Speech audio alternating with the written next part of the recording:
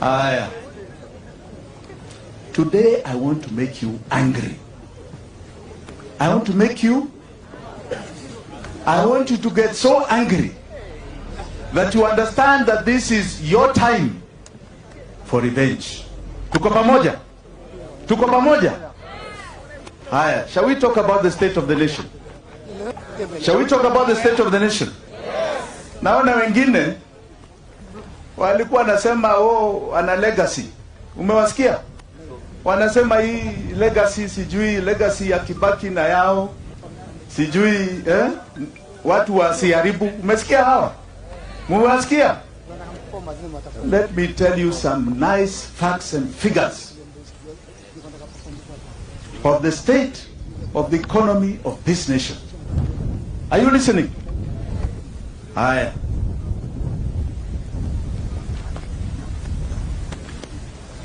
Najua my friend anaitwa nani?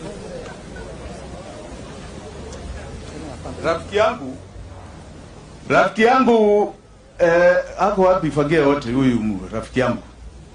He was right. I'm a man of facts. And here we have nothing else but brains of this country. So I want you to listen to the facts. Moi. Do you remember there was a man called Moi? During his time, these are now facts. Kenya Revenue had an annual collection in 2002 of 200 billion shillings. Mweshika. He had a GDP, munajua GDP ni nini? Of 1 trillion shillings. Munashika. He had a debt in the country of 629 billion, yani 60% of GDP. Munashika. And we had a population of 33.7 million people. Okay? Kibaki took over in 2003. By the time Kibaki left in 2013, nataka mushike hizi hesabu vizuri. Unasikiza? Haya. KRA had an annual collection of 963 billion shillings. Unashika?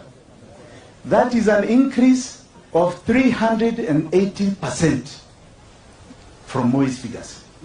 Unashika?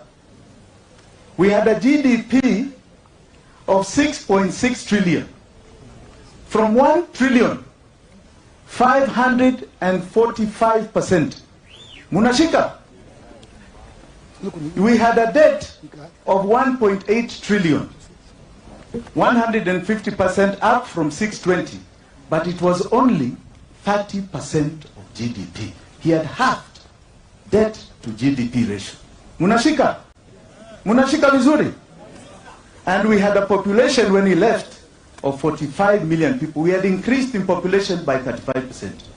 Munashika hizi hesabu? Munashika? Sikibaki alijaribu? Mpigie makofi. Haya. Twende hii. Mnataka kusikiza? This is now your time, si ndio? Haya. Figures in 2020. 2020. Kwa sababu unajua hawa ni watu wa ukora na figures.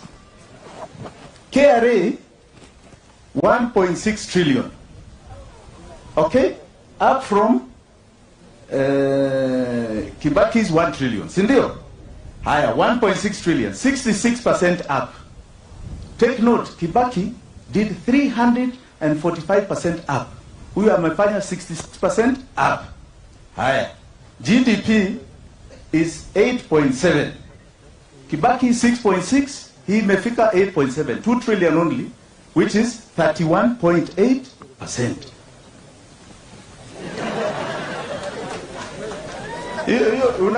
Unajua hii ni scorecard. Si inaitwa scorecard. Haya. The debt, na mushike hii vizuri. Mushike vizuri. Direct debt kwa nchi 8.7 trillion. Hiyo ni direct debt. Alafu debt ambao hizi maparastatals, what are called SOEs, imechukua, ongeza 3 trillion. Ongeza?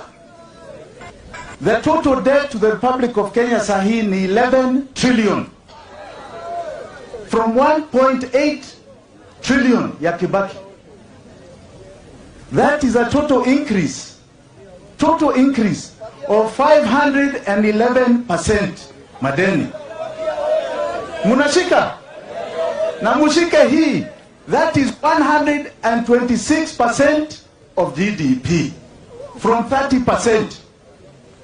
Yani, when you earn 100 shillings, of every 100 shillings we earn 126 shillings. We owe another 26. Mumeshika? Mumeshika? And we have only grown the economy by 66%. We have only grown the KRA revenue, by 66%. GDP by 30%. But the debt, 511%. 126% of GDP. From 30% ya Kibaki. What it is telling you is that all of you are in something called a debt trap. A debt trap. Hiyo ni scorecard ya Uhuru. Mtampigia makofi? Mtampigia makofi? Nauliza tu, mtampigia makofi? Mtampigia makofi? Bas. Now you understand vile tumekasirika. Kwa sababu your lives have been stolen away from you. Na mushike vizuri. Your lives have been stolen away from you. When Kibaki left this country's leadership, 22% of your income, anybody's income, was going to what is called the food basket. Munashika? Saa hii imefika 51%. Ndio hamuna pesa. Your parents don't have money and they'll never have. And they'll never have. Musidanganywe na mtu. Alafu watu wanakuja hapa wanaambia nyinyi, sasa tuko na wheelbarrow economics. Hiyo ndio sasa itasaidia nyinyi. Wengine wanaambia nyinyi mpatiwe shilingi sijui 6,000 sijui ngapi. Naona mwingine juzi, in fact that was the shocker. Anasema wazi ya kwamba ati within 2 years ya serikali yake anaweza clear hii debt ya 11 billion. Na umeona revenue imefika wapi?